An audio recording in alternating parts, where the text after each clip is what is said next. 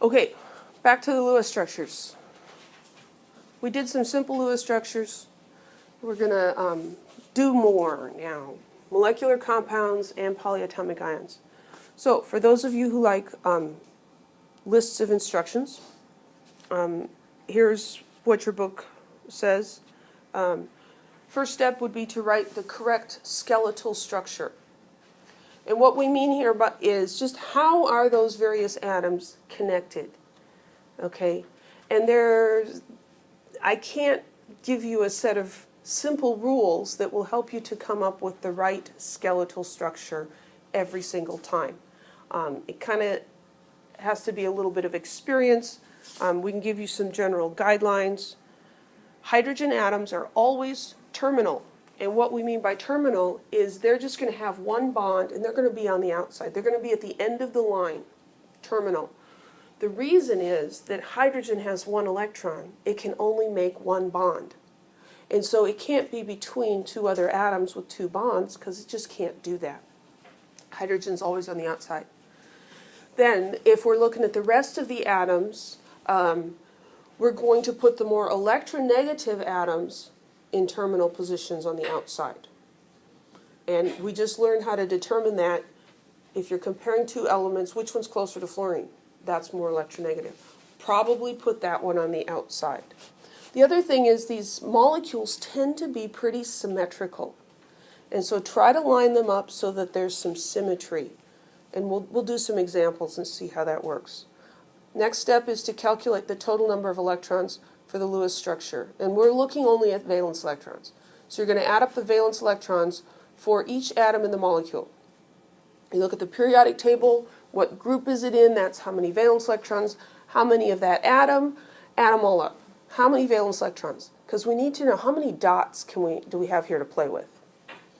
And if you have an ion, then you have to consider the charge. If you have an anion, how did it get a negative charge? Did it gain an electron or lose electrons? It gained an electron. So if you have a -3 charge on your ion, you take the valence electrons for all the atoms and then you add 3. If you have a positive ion, then you have to subtract electrons. Then you're going to take those electrons and you're going to divvy them up.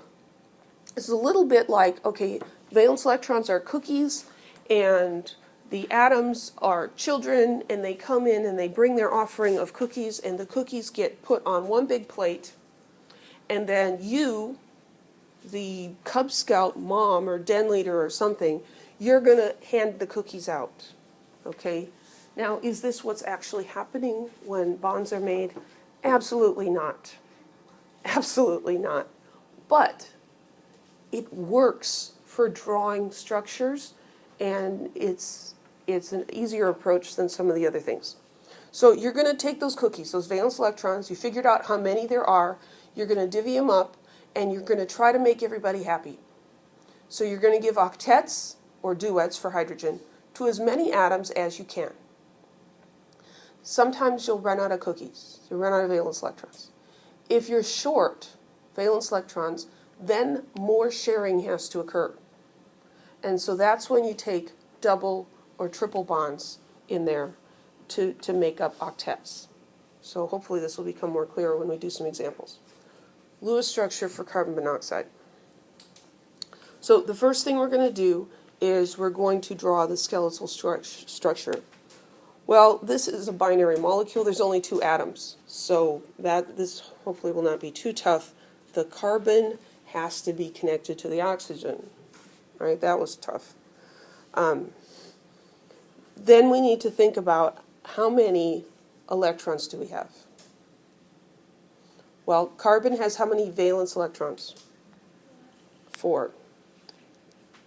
Wrong pen. 4. And oxygen has 6. And 4 plus 6 is 10. The math here, really challenging. So that means we have 10 dots to put on our structure. So we're going to try to give everybody 8 dots. The first thing, of course, is there has to be a single bond. between the atoms. Otherwise, they're not going to be together, right? We have to have a bond. So we'll put a bond there. So that's 2 electrons. There's 4, 6, 8, 10. I'm going around, I'm trying to spread it out and be equal. I had 10 dots I could put out. I put them out. Are those guys happy? Do they have octets? No, they don't. This means that more sharing has to happen. So here we have a bonding pair, and then we've got these 4 lone pairs. So what we're going to do is we're going to take the lone pairs and bring them in and make them bonding pairs.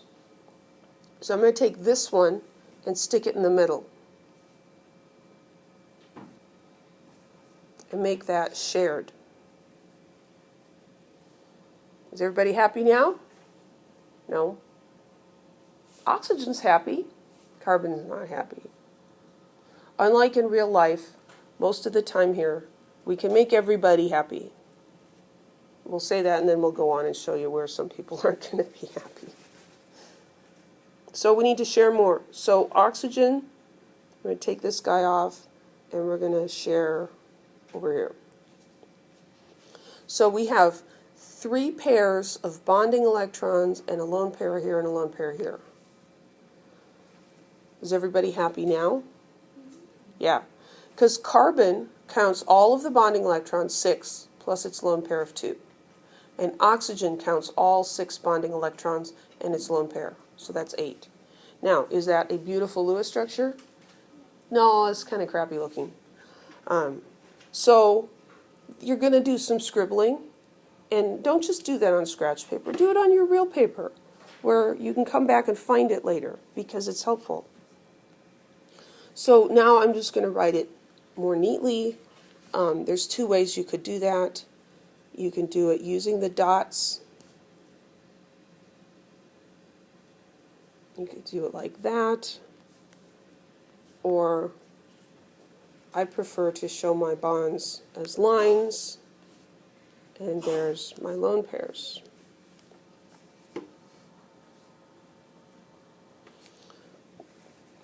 So in my book, either of these structures is acceptable. Okay, any questions? When you're writing these, and especially if you have a really sharp, hard pencil, and if you just dot the paper, sometimes those dots are kind of hard to see. So make sure that your dots are visible to anyone else who might need to look at them. Okay, let's do H2CO. Well, we need a skeleton first. How are the bones connected? Well, we've got 2 hydrogens, and we've got carbon, and we've got oxygen. The hydrogens have to be on the outside. So carbon and the oxygen are going to have to be connected. A lot of times when I'm drawing these, what I'll do is I'll just go ahead and put a bond in there, because there has to be a bond. We know there has to be at least a single bond. And then we have to put the hydrogens somewhere. And this is where things get a little bit unpredictable for a student.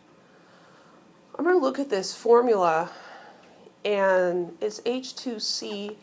A lot of times, this is an organic compound, actually. And organic compounds, they tend to put the letters in the formula in a way that implies connection.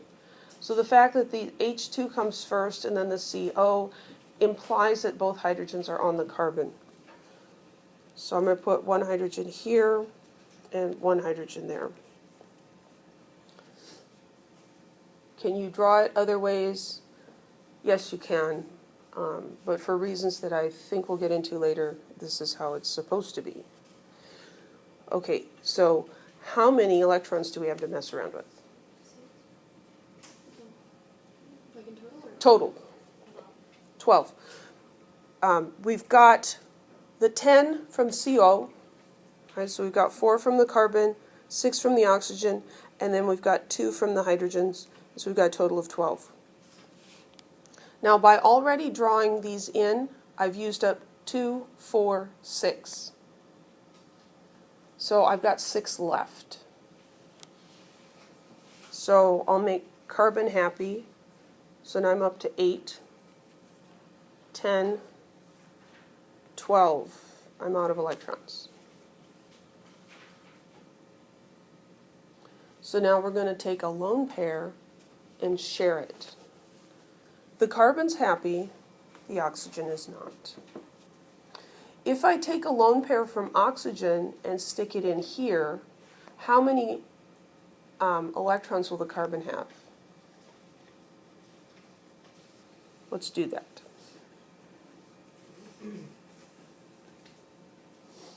The carbon has too many. 2, 4, 6, 8, 10. That's not good. And the oxygen has 2, 4, 6. Carbon has too many, oxygen doesn't have enough. So we better put these guys over here. There's kind of a trial and error process here. Do not, when you're drawing Lewis structures, do not worry about who brought the electrons. We don't care which kid brought the cookies. We're going to share them as best we can. Okay? So you can do this. You can rearrange the dots. It's not what the electrons are doing in the atom, but we can do it in this made-up thing we call a Lewis structure. So there's a Lewis structure for H2CO. Any questions?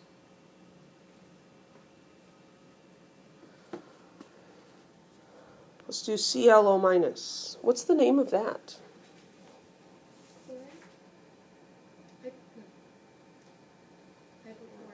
Hypochlorite.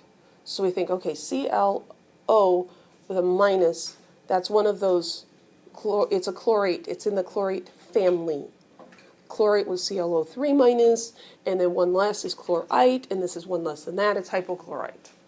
And I saw the wheels turning, and that's what was going in your head, right? It works. It works. Okay, so that's hypochlorite. That's just a little practice. So, again, 2 atoms, so they must be connected. And if you want to leave the line out and do the dots, it's up to you. The exact process doesn't matter. This is sort of one of those state functions where exactly how you get there doesn't matter.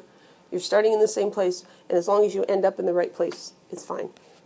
So chlorine and oxygen, and how many valence electrons does chlorine have? 7, and oxygen has 6. And what do we do with the negative sign? Add 1. So 14. We have 14 electrons to mess around with. So I already put 2 in as a bond. So I'm counting by 2s is an important skill. If you have any issues with that, let me know. 2, 4, 6, 8, 10, 12, 14. Oh, cool. We didn't have to make multiple bonds. Sometimes that happens. There's a lot of things that don't have multiple bonds. And you've got enough electrons to give everybody an octet without doing extra sharing. We're not quite done yet. This is an ion.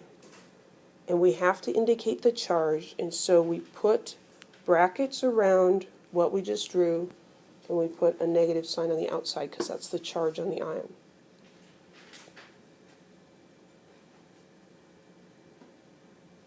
Now, in mastering chemistry, if I remember correctly,